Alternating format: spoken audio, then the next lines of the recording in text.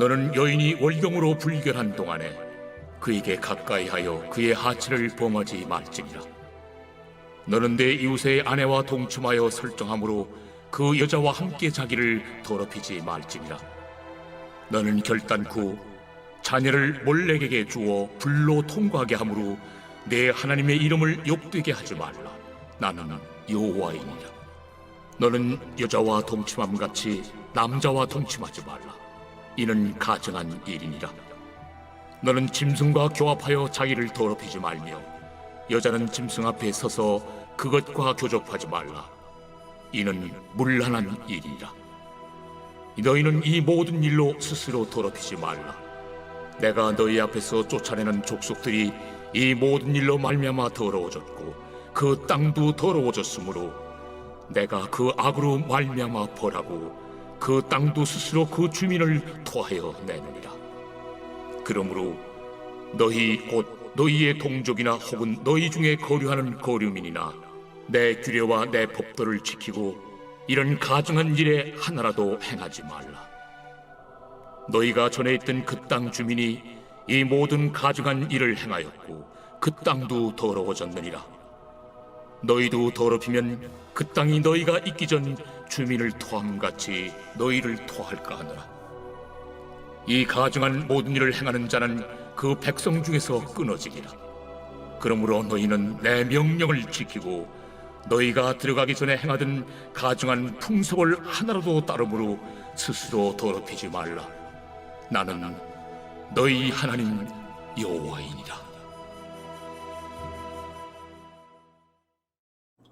레위기 18장에 나오는 말씀은 이스라엘 백성들이 하나님의 백성으로서 절대 쫓지 말아야 할 구체적인 이방 풍속을 말씀하고 있습니다.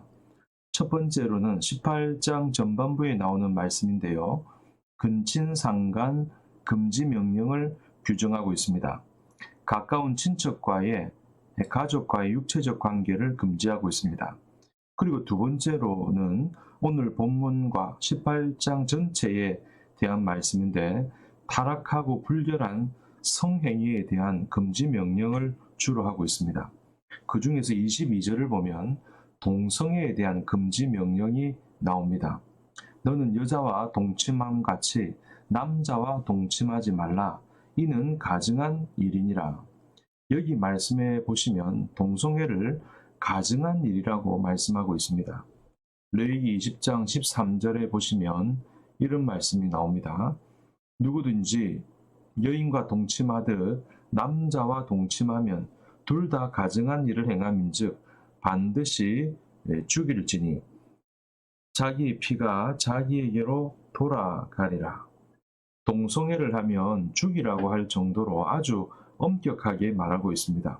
그러니까 분명히 성경에는 동성애에 대한 부분을 다루고 있고 또 그것을 범하는 사람은 쳐죽이라고 할 정도로 엄하게 다루고 있습니다. 그런데 문제는 차별금지법이라고 하는 것이 있는데 이 차별금지법이 통과가 되면 동성애를 하지 말라는 말을 하지 못하게 되어 있습니다. 분명히 성경에는 동성애에 대해서 금하고 있기 때문에 하지 말라고 선포해야 하는데 차별금지법이 발동이 되면 그런 말도 못하게 된다는 것입니다. 법 때문에 그렇다는 얘기죠. 실제로 미국은 그렇게 되고 있습니다.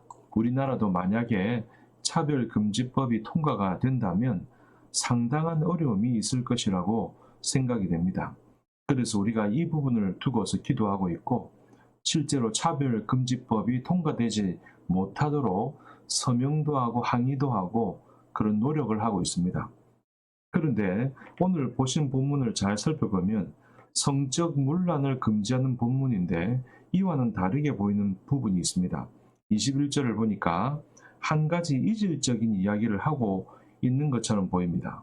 너는 결단코 자녀를 몰렉에게 주어 불로 통과하게 함으로 내 하나님의 이름을 욕되게 하지 말라. 나는 여호와이니라. 이것은 겉으로 보면 성적인 금지 명령이 아닌데 희한하게도 이 말씀이 이 본문에 18장에 기록이 되어 있습니다. 이 몰렉 숭배는 자기 자녀를 불에 태워서 죽이는 의식입니다. 흰놈의 골짜기에다가 자녀를 태우다가 거기 던져 넣습니다. 그게 바로 몰렉 숭배 사상인데, 이 몰렉 숭배는 아주 잔인한 종교입니다. 그런데 여러분, 이게 어느 민족의 종교냐 하면 암몬 자손의 종교입니다. 여러분, 암몬 자손이 누구입니까? 바로 아브라함의 조카 롯이 소돔과 고모라에 살다가 그 아브라함의 기도로 살아나오지 않습니까? 그리고 자기 두 딸하고 근친상간을 해서 나온 게 바로 모압 족속이고 암몬 족속입니다. 그러니까 이 몰렉 숭배 역시 근친상간의 결과물이기 때문에 오늘 본문에 들어가 있는 것입니다. 여러분, 이런 죄들은 스스로 더러워지고 땅도 더러워지는 것이기 때문에 이런 죄에 머물러 있으면 멸망과 추방이라는 결과를 초래하게 되는 것입니다. 그러면 우리가 한 가지 질문을 해봐야 됩니다. 이러한 성적인 규례가 오늘 우리에게도 타당한가 하는 것입니다. 레위기 18장의 규례가 21세기에도 적용할 수 있는 규례인가 하는 것입니다. 이 질문에 대해서 그 답이 24절, 25절에 나옵니다. 너희는 이 모든 일로 스스로 더럽히지 말라. 내가 너희 앞에서 쫓아내는 족속들이 이 모든 일로 말미암아 더러워졌고 그 땅도 더러워졌으므로 내가 그 악으로 말미암아 벌하고 그 땅도 스스로 그 주민을 토하여 내느니라. 이 성적인 규례와 법도는 이스라엘에만 해당이 되는 것이 아니라는 겁니다. 가나안 7족속에게도 적용이 되는 말씀이라는 것입니다. 그래서 이 기준을 가지고 그들을 가나안 땅에서 쫓아내신다고 하는 것입니다.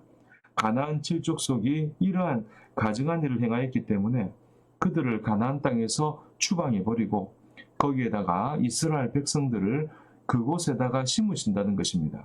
그러니까 이 성적인 규례와 법도는 이스라엘 족속만의 법이 아닙니다.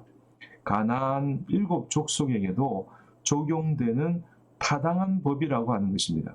그러므로 이 성적인 규례와 법도는 모든 시대, 모든 인류에게 타당한 항존법입니다. 도덕법입니다. 여러분, 우리는 속속들이 우리의 면면을 살펴보면 죽을 죄들을 많이 지은 사람입니다. 그런데 예수 그리스도가 우리 죄를 다 씻어주시고 덮어주시고 우리를 의롭다 하시고 하나님의 백성 삼아주시니 얼마나 감사한 일입니까? 그뿐만 아니죠. 복을 주시는데 10가지 복이 아니라 1000가지, 10,000가지 복을 주시기를 원하십니다. 그런데 우리가 거룩하지 못하면 스스로 더럽히고 땅도 더럽히면서 살면 하나님이 복을 주시고자 해도 받을 수가 없습니다. 그러니 우리가 복을 받으려고 하면 우리의 삶의 모든 영역에서 정결해야 하는 것입니다. 거룩해야 합니다. 거룩하면 하나님이 우리에게 복을 주시는 것입니다. 결론은 18장 5절에 있는 말씀인데 너희는 내 규례와 법도를 지키라. 사람이 이를 행하면 그로 말미암아 살리라. 나는 여호와이니라. 나의 규례와 법도를 지키면 산다는 것입니다. 하나님이 살려주시고 저와 여러분들이 복을 받는 그런 성도가 다 되시기를 주님 이름으로 간절히 축복합니다.